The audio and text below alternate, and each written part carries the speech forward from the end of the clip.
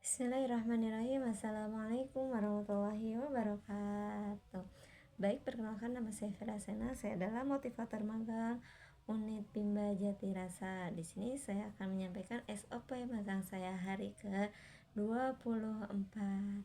Yang pertama yaitu apa syarat sebelum memberikan modul tulis 1A.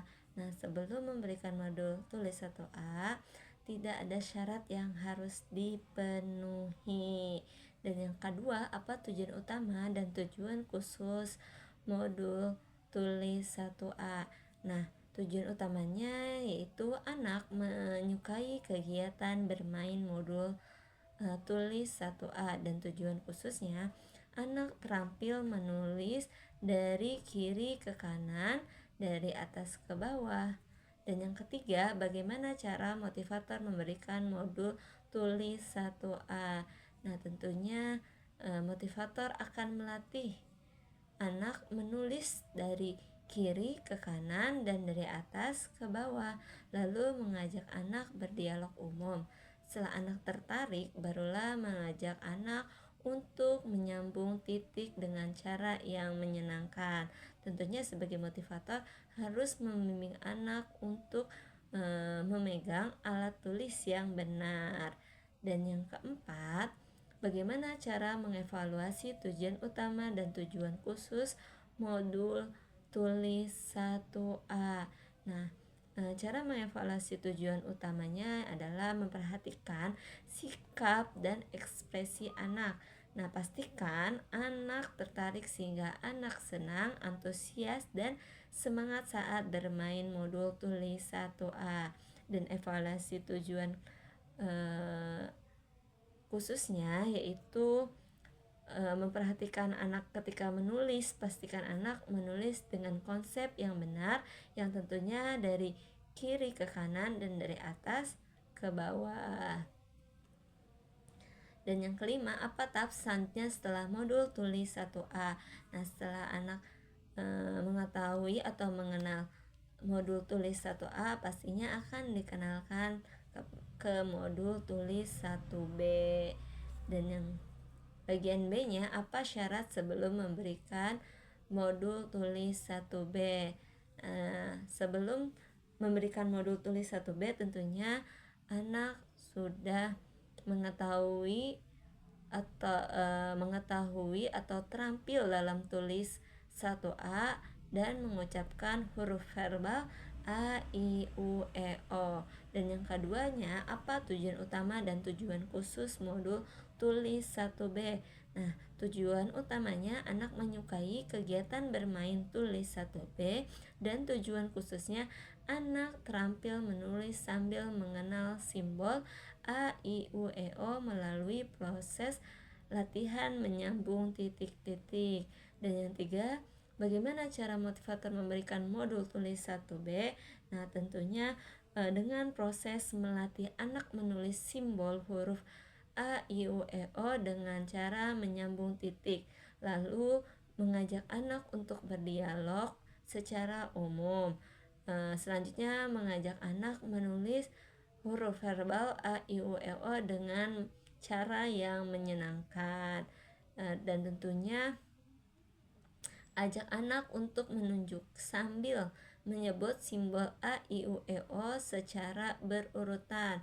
Kemudian bimbing anak untuk menulis simbolnya sambil menulis. Motivator menyebutkan bunyi hurufnya dan memberikan penekanan pada huruf yang akan dikenalkan. Dan yang keempat, bagaimana cara mengevaluasi tujuan utama dan tujuan khusus modul tulis 1B.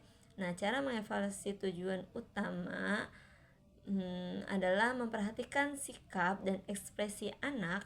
Pastikan anak tertarik sehingga anak senang, antusias, dan bersemangat saat bermain modul tulis 1B. Sedangkan evaluasi tujuan khususnya adalah memperhatikan saat anak menulis. Pastikan anak sudah terampil menulis simbol huruf besar A, I, U, E, O dengan konsep yang benar. Dan yang kelima, apa tahap selanjutnya setelah modul tulis 1B? Nah, tentunya tahap selanjutnya adalah tulis 2. Dan bagian C, yang pertama, apa syarat sebelum memberikan modul tulis 2? Nah, tentunya sebelum memberikan modul tulis 2, anak sudah mampu atau terampil dalam tulis 1B. Dan yang kedua, apa tujuan utama dan tujuan khusus modul tulis 2? Nah, tujuan utamanya anak menyukai kegiatan bermain modul tulis 2, dan tujuan khususnya anak terampil menulis simbol huruf besar dari A sampai dengan Z melalui proses latihan menyambung titik-titik. Dan yang ketiga, bagaimana cara motivator memberikan modul tulis 2? Nah, tentunya melatih anak latihan menyambung titik-titik. Selanjutnya mengajak anak untuk berdialog secara umum, lalu mengajak anak untuk menulis simbol huruf dan pastikan menulis dengan konsep yang benar. Dan tentunya motivator tidak bisa memaksakannya karena semua anak butuh proses, jadi utamakanlah prosesnya. Dan yang keempat, bagaimana cara mengevaluasi tujuan utama dan tujuan khusus modul tulis 2? Yaitu evaluasi tujuan khususnya adalah memperhatikan sikap dan ekspresi anak. Pastikan anak tertarik sehingga anak senang, antusias, dan semangat saat bermain modul tulis 2. Dan evaluasi tujuan khususnya adalah memperhatikan saat anak menulis. Pastikan anak sudah terampil menulis